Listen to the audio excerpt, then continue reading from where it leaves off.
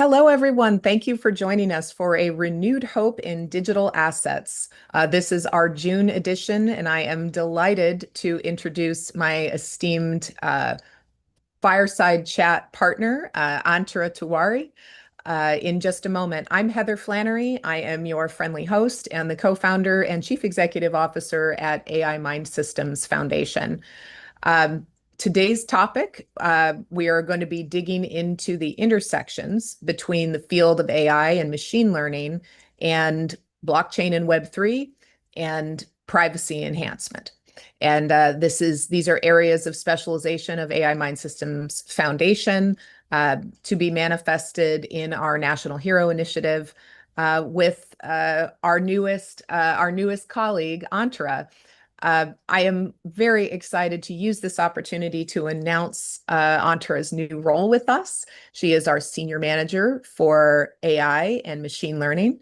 And let's start with an introduction, Antara. Tell us a little bit about yourself and why it is that you decided to take on this role. Thank you, Heather, for such a warm introduction. I have been waiting a long time to announce myself, and it's been a great pleasure to come on board with the team. So I have had an experience of working with AI and machine learning systems far before joining AI Mind Systems.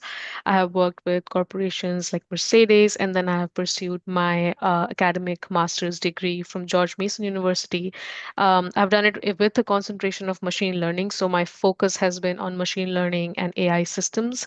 Um, I have always wanted to use my skills that I've gained throughout my academic and my professional background and put them forward in a mission which is which is as impactful as AI mind systems, where we focus not just on what we can gain, but also what we can contribute, because that is what the true measure of a person's success is.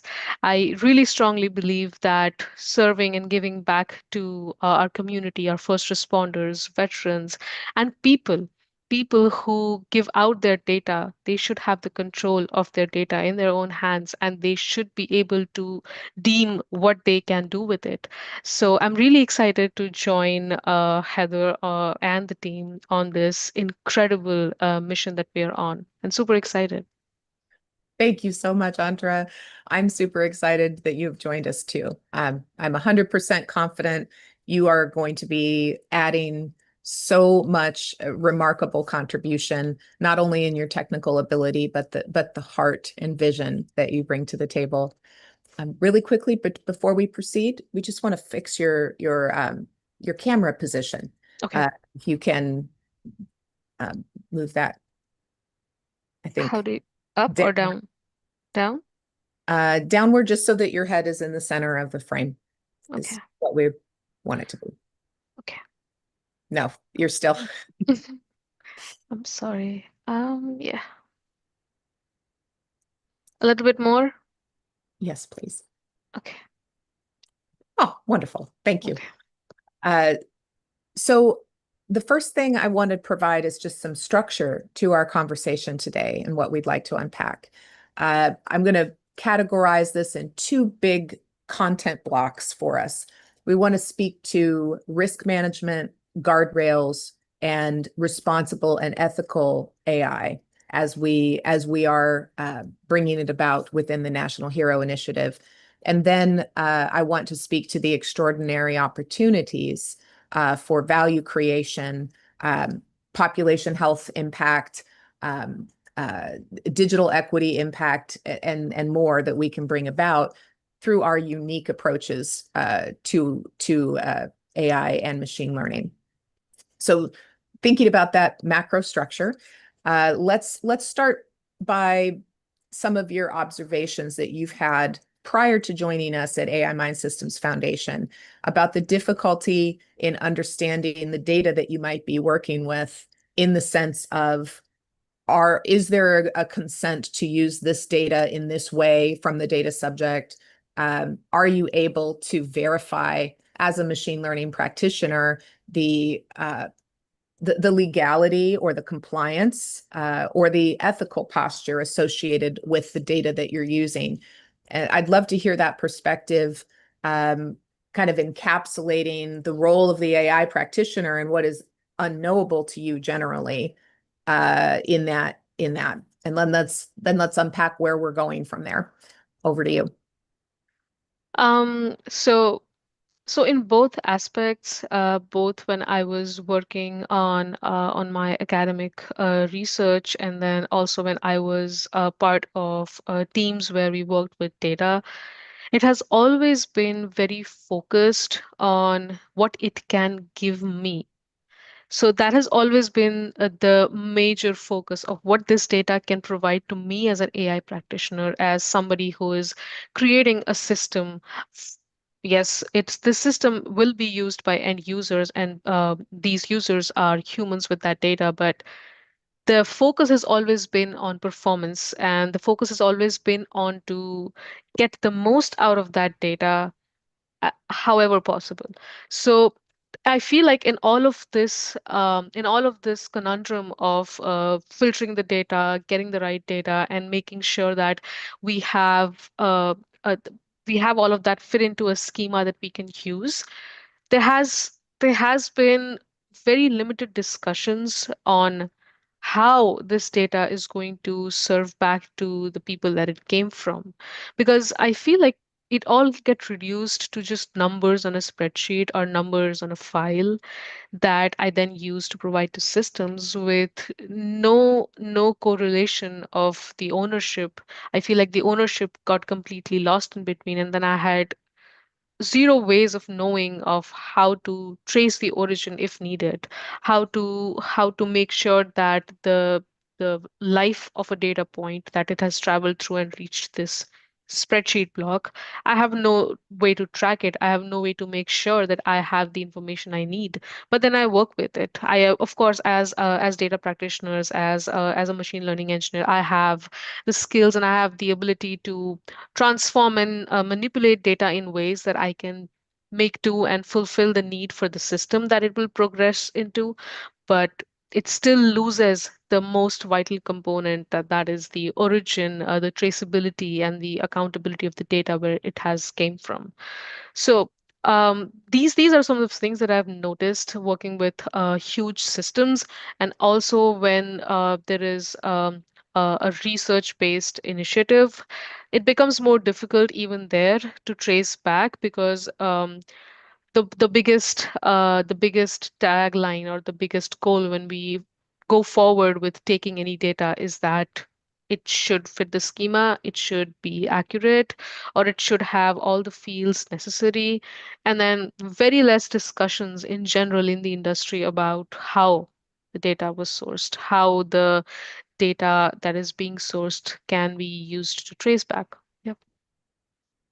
Thanks, Antra. And as we think about AI MINDSystems Foundation's approach, which is a convergence of blockchain and Web3, including tokenization, advanced privacy-enhancing technologies, and AI and ML approaches both in training and at runtime that that work with and upon decentralized data.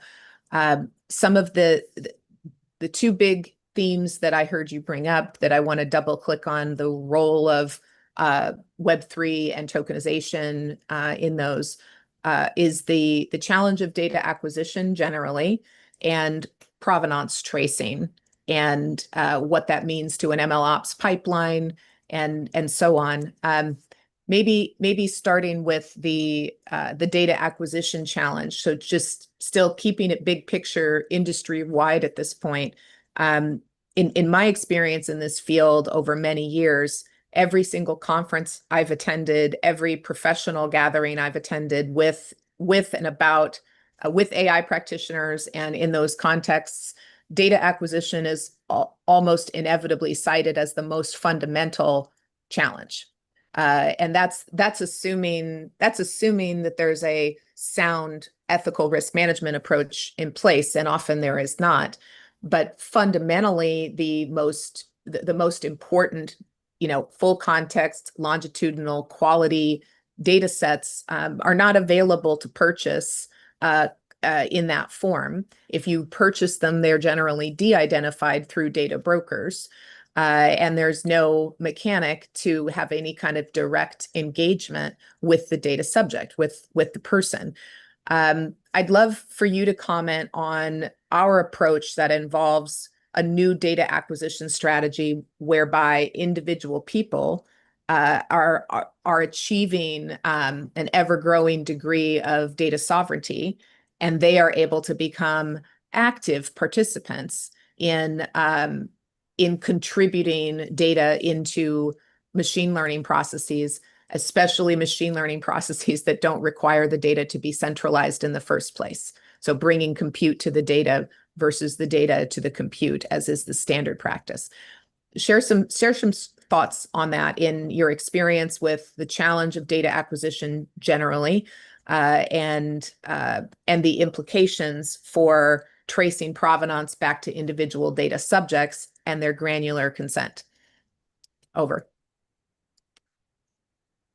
So throughout, I think whenever with our approach and the approaches that we are taking, we can allow algorithms to run where the data resides. So what this can mean is that we can have the sensitive data sets that never should leave local control. All of those sensitivity and maintaining that sensitivity, we can address major privacy and security challenges in both healthcare and the research that healthcare needs all the time. So making with the question that you asked, that the compute goes to the data, this is essential to enable privacy preserving analytics and learning, and this will avoid the risks of the centralized data aggregation. And when we make sure that we have consent provided at an extremely granular level, this can enable that each data action that we have, it can get linked back to the specific user and the permission that the user provided. So that is what it means, that the data control is being given back to the user. Mm-hmm. So by making sure that we use blockchain, we can track the sources and the consent status. And by this, we can handle the history of the data. Because like I mentioned, in my experience and throughout the major concern that I have had is that we were not able to make sure that the data was being provided consensually. Like, I had no way to make sure of that. I just had numbers on a spreadsheet. Structures that we currently at AI Mind Systems are hoping to provide. This will empower individuals, and it will also make sure that we support compliance regulations. Like, if it's healthcare, then we can make sure that we can be compliant with HIPAA regulations. And then we can also provide reward and compensation to the individual contributors. So this will ensure that we have a very ethical AI that has trust it established within the individual participants, and very active participation by communities of veterans and service members. And they can make sure that the data that they have, it's consented to and then auditable and also like reversible if needed. Mm-hmm. Yeah, that consent being dynamic is a really nuanced matter. Um, we should come back to that one because it represents one of the more intricate technical challenges of revoking consent for use in what is effectively a piece of software that has now been trained and has been deployed. Bringing this to the role of tokenization. So thinking about data as being tokenized. First, let's just disambiguate for the audience. We use tokens in three different ways. We've got security-related tokens, where the word token means one thing. We've got tokenization in AI, which means, in vector embeddings and so on, that means a different thing. And then, of course, we have tokens in the context of Web3, digital assets, blockchain-based digital assets. We use that term in all three ways, but here we're specifically talking about blockchain-based tokenization. And that involves the use of, or it pivots upon the use of a variety of Web3 primitives, including decentralized identities, verifiable credentials, zero knowledge proofs against verifiable credentials and related, and the tokenization of specific data sets and even individual data elements when necessary is the actual mechanic that facilitates a confirmed identified person over a specific piece of data and a pathway of a context-specific consented use of that information. This data in the AI field is not tokenized in this sense today. But I would love your thoughts on what it's going to mean as individual sovereign data. Is it self-tokenized and able to be packaged in various ways and connected to consented data use streams, including in MLOps, decentralized MLOps? Thoughts on that? So, in the context of MLOps, tokenization would mean that we represent a person or individual as blockchain-based digital assets. So, they would be our tokens. And then each token, so each individual digital asset, can be cryptographically linked to the specific data subject that that the data is coming from. And then the consent for use. So that can also be cryptographically linked to the specific subject. And then all the decentralized identities and verifiable credentials will allow each individual to control what data they can share, for what purpose they can share, and under what conditions can they be used. So for a specific machine learning specific problem, if I can say, a person's data or the data they allow to be shared, I can this solution that the machine learning can provide, let's say it's a product X, this might need only a few specifics and not everything. So this gives the control back to the data subject, where they can choose which specific features or which specific data tokens they can share and under what conditions they may be shared.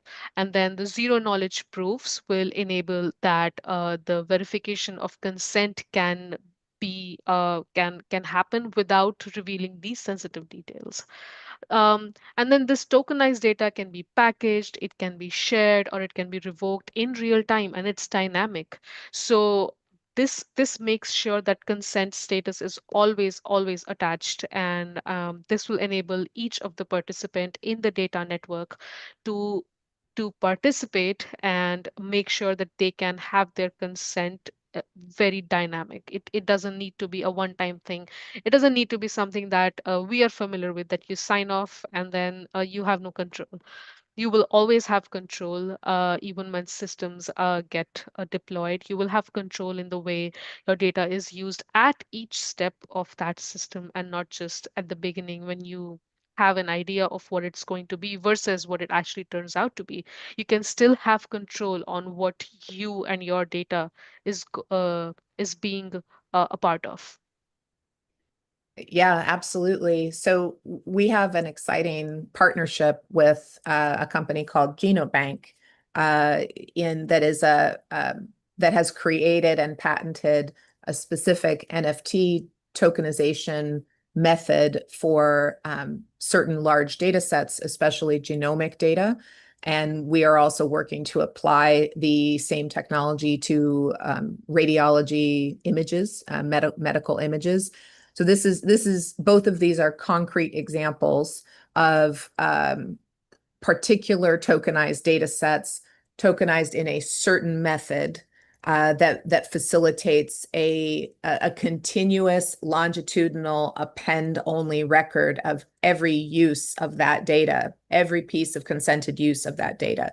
So not only is that associated with a model that is being trained, such as, for example, being able to provide weighted attribution of contributions of multiple parties in a federated learning environment, based on the impact that their particular information had on the development of the model itself. This allows us, something that you alluded to earlier, Antra, is when we can do that weighted attribution and track the degree of impact on the model, we can then have corresponding massively multilateral, multi-party royalty arrangements such that the economic output of the commercialization of said model actually can be shared with the original data contributors. This is another way of creating a new kind of shareholder in an ethical data and AI economy that we are seeking to bring about. In National Hero Initiative, if we think about a case of, let's imagine we have a veteran who was exposed, a U.S. veteran that was exposed to burn pits while deployed in Iraq, for example. And they have a high incident of many causes of cancer. They need precision diagnostics. They need preventative care and screening, and they need to be able to engage in research activities that could aid them in any number of ways in protecting them from the worst sequelae or consequences of their toxic exposure. By being able to tokenize different genetic sequences or SNPs, for example, and use those for research purposes without exposing their entire life history or even needing to have any other party have custody of that information. That is a really groundbreaking and perhaps unintuitive consequence of bringing the compute to the data versus the data to the compute. This need to compromise or sacrifice one's privacy in order to achieve some goal or outcome is now no longer a first principle. We can do it differently in this manner, and we also need to tokenize derived data, inference values, et cetera, such that the outputs of models used in runtime also have that extended trust model surrounding it. I'd love your thoughts on this this challenge, not only of explaining, the explainability of a model generally, but how is it that any person consuming an output from a particular model would be able to trust it, and how are we advancing that trust model for the derived data or the findings or outputs of AI models in our ecosystem structure? I think when it comes to trust, more often than not, the conception that is there in general is that it can be there when I consent to having my data being used. But you bring up a very good point in saying that what happens when that data travels through the complete ecosystem of what a machine learning pipeline does, or in general what a systems pipeline does. Makes use of it. How do you enable trust in the outputs that have been generated? So in our system, in here in at AI Mind System, we can make sure that every model's output or inference result can be treated as a specific tokenized asset, and this asset can carry a full audit trail, starting from where the data came from, what it contributed, whose consent was given, under what context this specific consent was given, and the conditions under which it was used. And then this can ensure traceability and auditability of the outputs of these models. So these tokenized and derived data and all of its inference results can then be a part of this complete privacy enhancing ecosystem that we are hoping to target.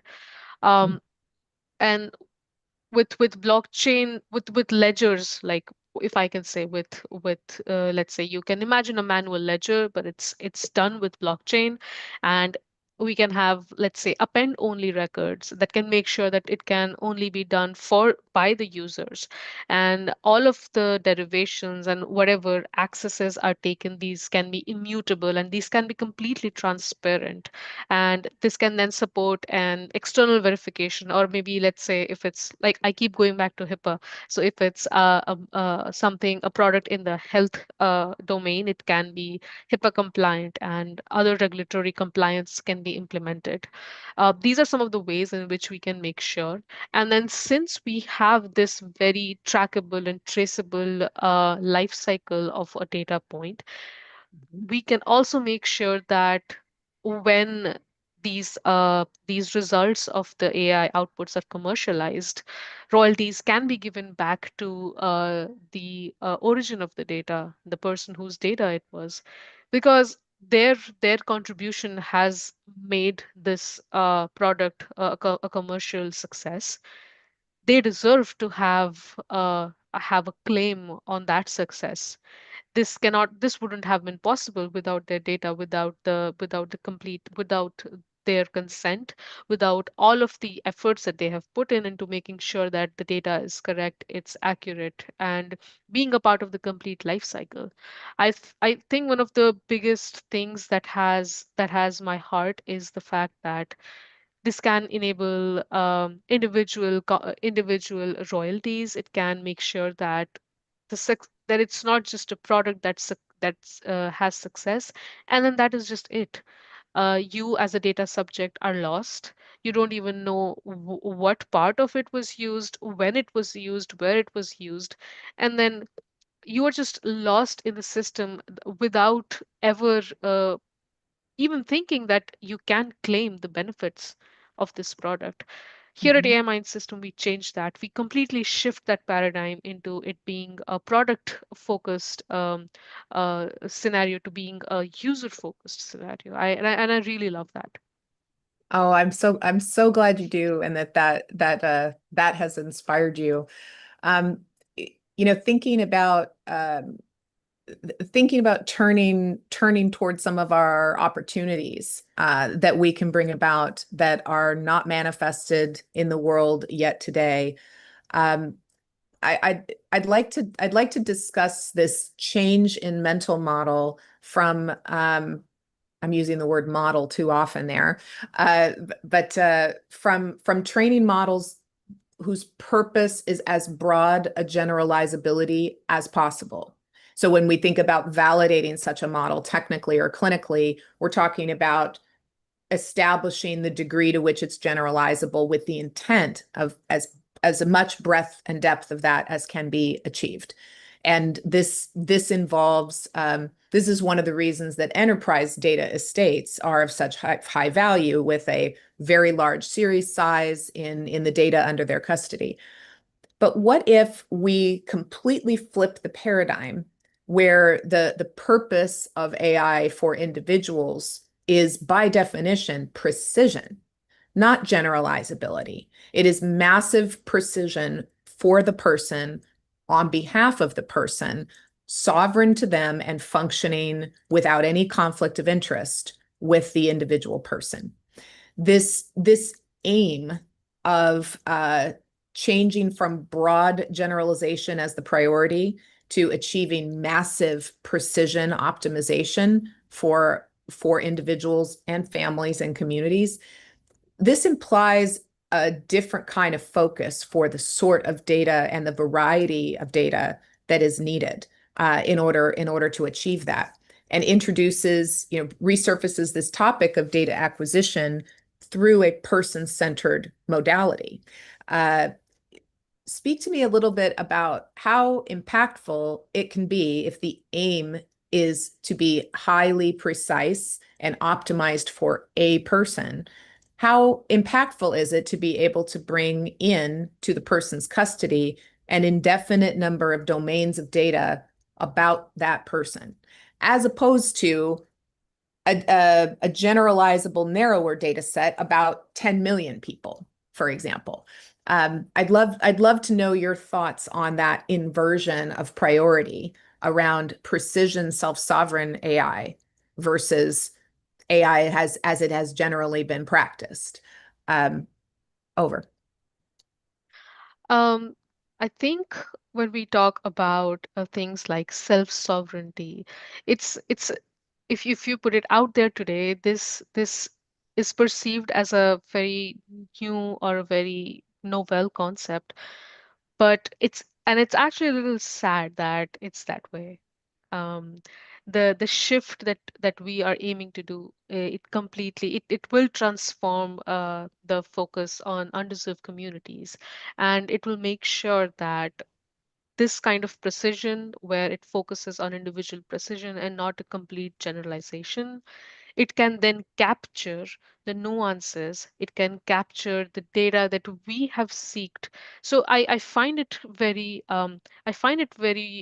strange that we look for nuanced understanding within these systems that we create in general, and we look for understandability of all the communities, different areas, different diverse perceptions, where we ourselves fail to focus on those specific areas.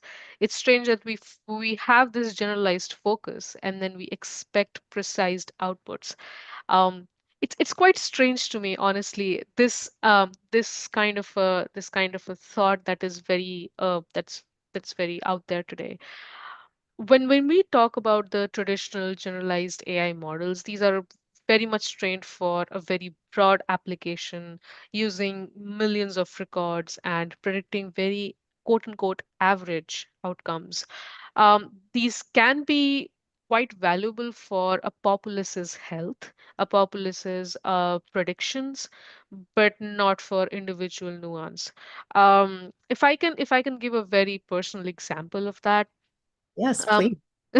so I'm from a community of people which isn't high in populace. We are a very low number of people, and we are concentrated to one specific area from where I'm from. It's strange because even when I go out in my own country and I talk about where I'm from, people are a little, I haven't heard of it before. This and if I go out and look for a generalized product that predicts these quote unquote average outcomes, they might never capture how how this specific community behaves or how this specific community operates. And then if these are applied to these will be applied for all the communities regardless, because it's being thrown out as a general and a very broad application model. You can never expect this kind of a model to hit all of those nuances. It cannot happen because we were never a part of the consensus that you took out of this entire populace. um, I think maybe that's why I am so personally motivated and inclined towards our mission. Precision of this self-sovereign AI, this inverts this paradigm, and I'm so excited about it because an individual's data across all domains, across every single life stage, it remains in their custody, and this can then fuel the models that serve their unique needs. So you don't have this kind of a general model that predicts, oh, this is what will happen with maybe, let's say, a cancer prediction that can grow in a general sector of the population, but you can also have very nuanced and targeted research that can occur then. This can this has tons of benefits. We have sharper and more context aware decisions in wealth, in wellness, in the research.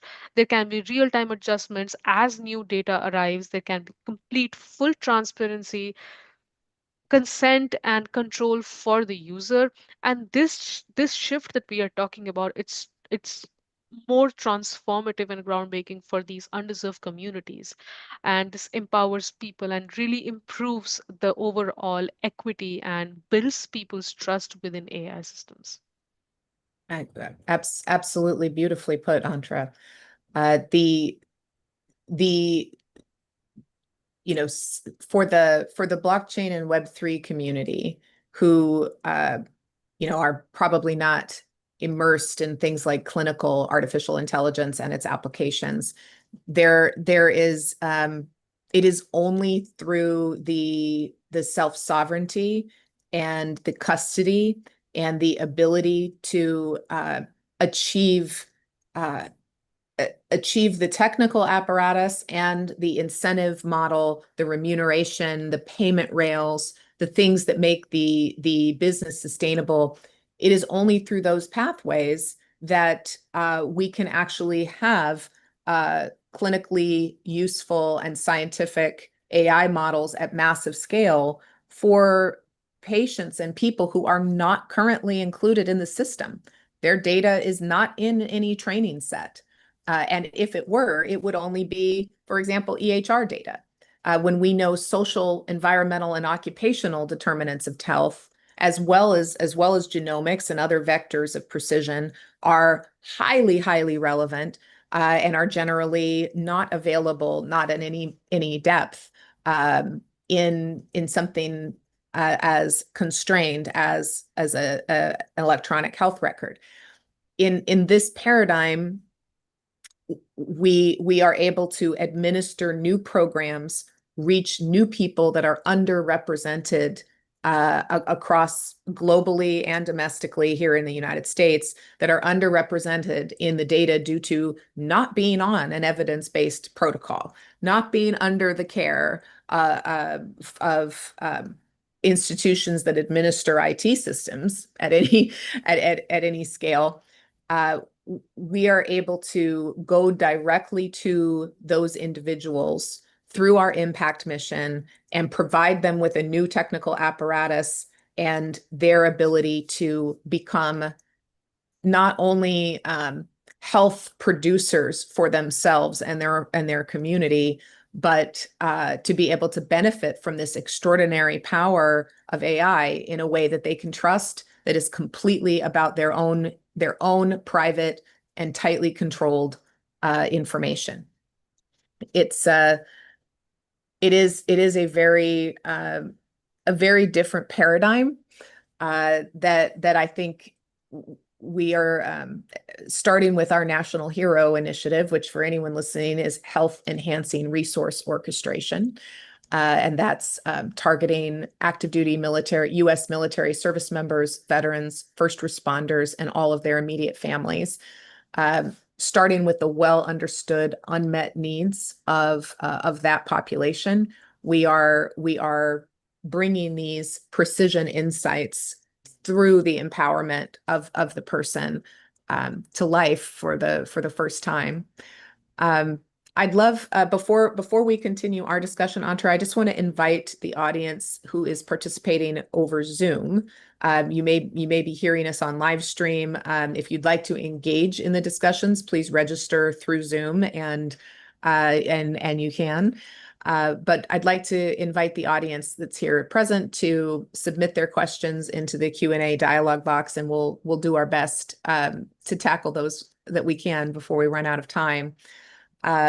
This is one other thing I wanted to bring up before we take any questions is the our development of Wisdom protocol, which we've been speaking about publicly for a few months, and we are working toward a formal release.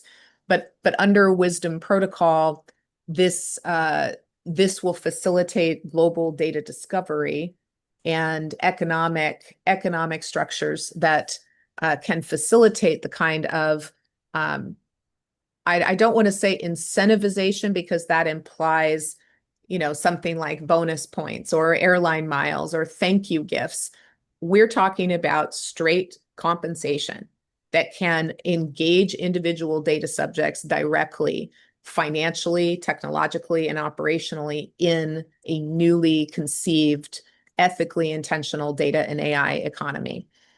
So keep your eye out for more on Wisdom protocol, on Wisdom, the infrastructural component, which is the worldwide informatics system and data ontology matrix. And the ongoing unfolding of our work here at AI Mind Systems Foundation. Before we turn to audience questions, do you have some closing remarks that you'd like to make, Antara, about our most profound opportunities, for example? Um, I think one of the remarks that I have is that this is more than just a specific system. This is more than just one single solution.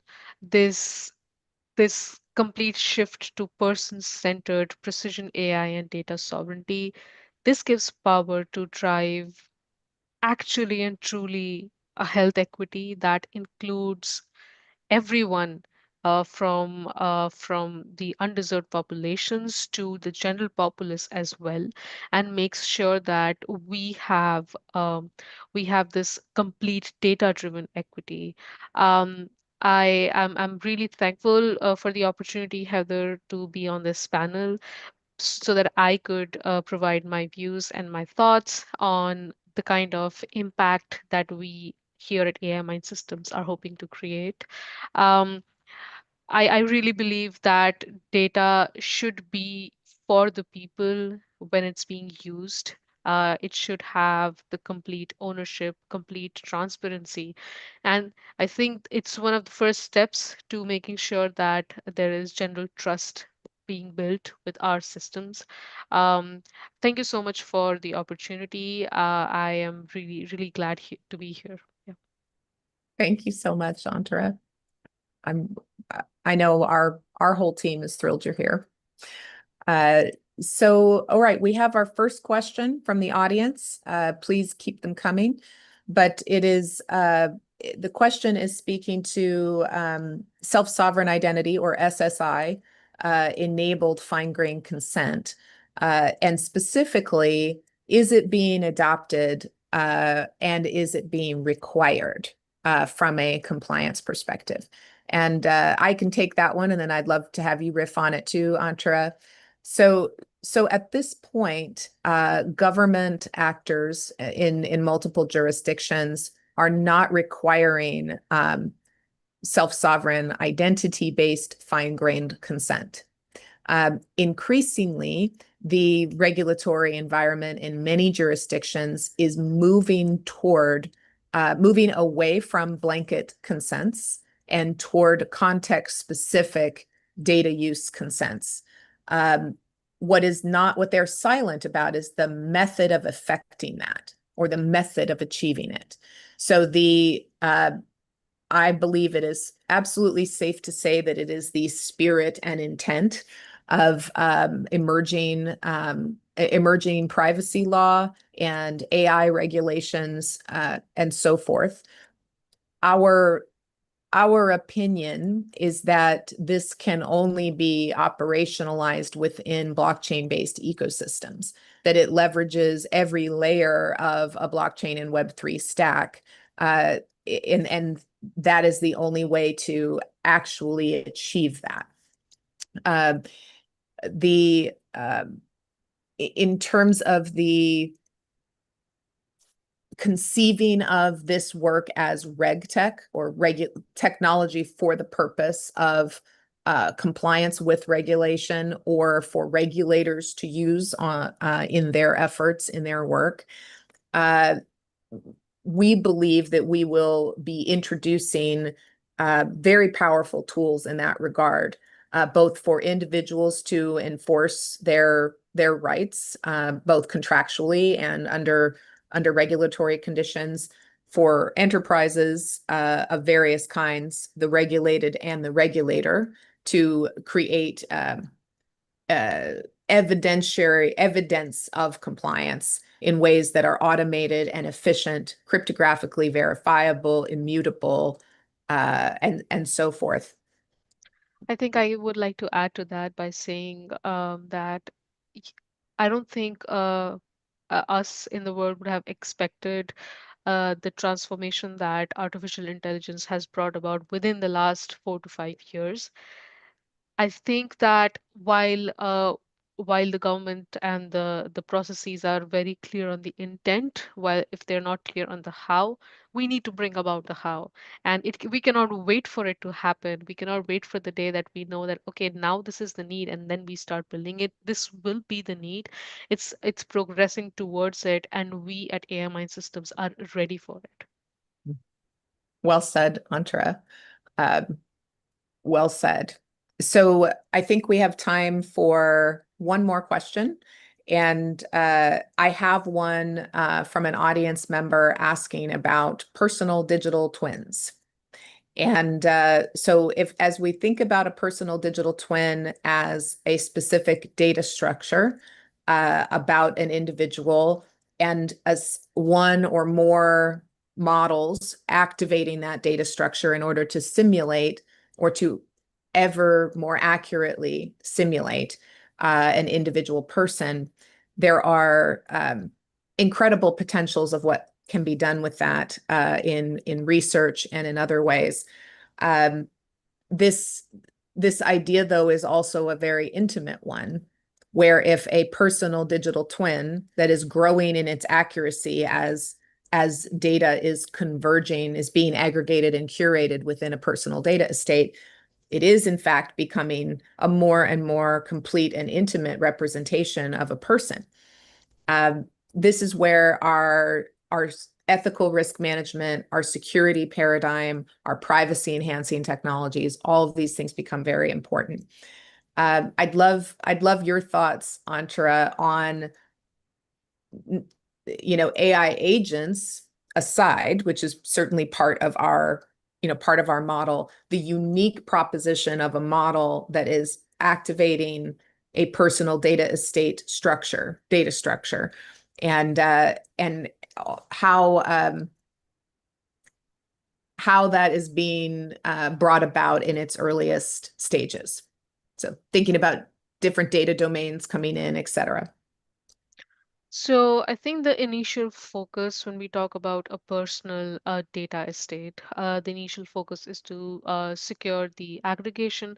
So a person's data estate is built by collecting and aggregating from various diverse sources into one secure user-controlled environment where the individuals have the ability to curate and update their own digital twin, and they can also decide what kind of data enters and who can access it.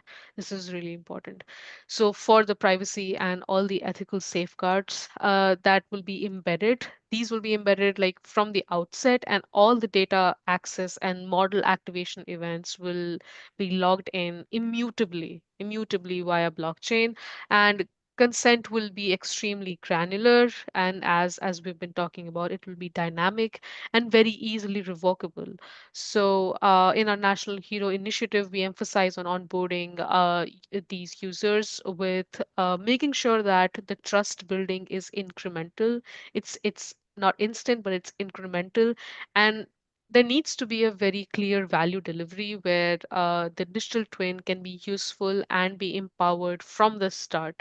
And as the system keeps maturing, it keeps growing, it keeps collecting and aggregating more richer simulations and more advanced more advanced concepts and more advanced machine learning is layered on. It can always be anchored to kind of the foundation principles of data sovereignty and transparency and giving individuals the empowerment to take control of their own data. Mhm. Absolutely. Oh, thank you. And we have another question that has come in. Does the data value grow? So talking about the financial valuation of the underlying asset um, as broader data domains are being brought in. And that was the first part of the question. The second part of the question is the same wisdom network based massively multi-party data collaboration. Can it at once deliver fully identified multi-party analytics, without disclosing the identity, but on fully identified, computing on fully identified data? And can that same apparatus be used for public health data, which is essentially a different kind of data, a different kind of compute workload, but against the exact same apparatus and underlying elements? If you'd like to comment on that part first, and then I'll speak to the data evaluation dimension. Over to you, Antara. So when we have these privacy enhancing technologies, all the trusted the execution environments, they can allow computation on fully identified data, but they can do it at the same time while keeping the identities hidden from the data consumers and the researchers. So while you have the complete data, your identity is not being utilized by the researcher or the system that's using it. What this does is this will enable a multi-party collaboration where, let's say I'm a researcher, so I can go ahead and I can analyze and aggregate health data and generate insights. I can even do things like do surveillance without exposing you as an individual or your identity as an individual. And then the same approach can also be applied to public health data and public health data sharing, the analytics that can be derived from it, where we can ensure that there is data utility and at the same time safeguarding privacy and also compliance with all the legal standards. This is foundational to our model, which supports both the individual empowerment and also kind of a collective benefit. The same apparatus can be applied to both, while maintaining privacy and security and regulatory compliance. Yeah, I think that's very insightful and something that the audience may not be aware of when you hear about de-identified data, without realizing what's actually happening to the data when it is de-identified. It's effectively being stripped of its longitudinality, quality, and context. And so that's the basis of what is being brokered about in a $66.5 billion a year market for health data, that no one has visibility to individual transactions, individual data use, et cetera. So it's not just that one's name is changed to a dummy name or something to that effect. Under US law, if you're talking about a health record, for example, there are 18 fields that have to be stripped from that data. And that includes the date and time stamps of all of the clinical encounters, as well as the location. I mean, when you say it like that and you realize what you're really talking about concretely, this data becomes of very low quality. In the model that Antara is discussing, we can compute instead on the fully identified data, its full context, full quality, and complete longitudinality without disclosing the identity of the data subject.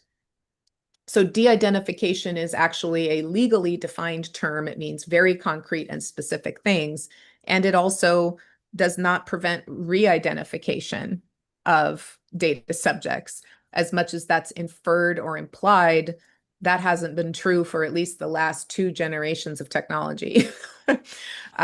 So thank you for that. On the data valuation piece, so we are working on the economic structure for an entirely new and inclusive way for individuals to participate in the data and AI economy.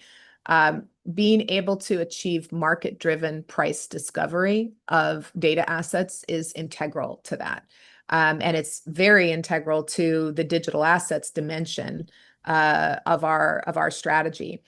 In order to create a continuously updating valuation of a personal data estate, that's effectively the function of an oracle in blockchain worlds that is broadcasting a financial valuation, just as our wisdom, just as wisdom will capture the descriptions of the data, the metadata, and make that available. So you're placing in context an ongoing dynamic financial valuation that is accessible as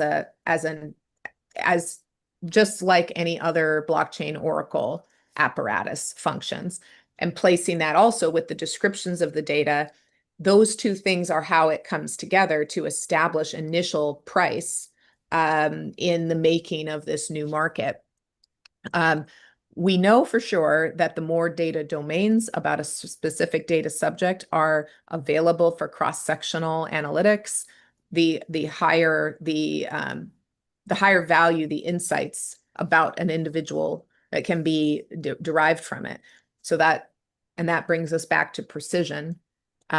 Just as in health, precision is the ultimate aim. In our model, we are extending that radically through the use of precision AI, and that those models, as well as the highly feature-rich data about an individual, form the basis for how a personal data estate will appreciate in due course as a financial asset and a family asset. So I think we are now at time. This has been a fantastic conversation, Antara. Welcome to our team. I'm so thrilled that you've joined us. And I hope that our community will hear your voice talking about our ongoing work for years to come. And any quick last remarks before we close out? It's been a pleasure to be on the panel and also on the team. Um, I have had a great time ever since I've joined on really putting like putting my fingers down and working on this vision that I have had. It's really hard to find a community and a place where your values, where the problems that you have always wanted to work on comes to life. Here, I can make sure that that my mission and my values are aligned to the same goal of the organization as a whole, and there there there's nothing more to say. I mean, it's been really great, and especially to be on the panel and being able to share my thoughts on data privacy, data equity. Especially, I loved the discussion on precision based models, because that is something that I'm extremely looking forward to. And thank you so much for inviting me to be a part of this. Thank you so much, Antara. Uh, Audience, thank you for being here. This was an episode of A Renewed Hope in Digital Assets. You can find us live the third Wednesday of every month, and we are excited to continue to unpack and unfold our continuing efforts under the National Hero Initiative and beyond. Thank you all. See you next time.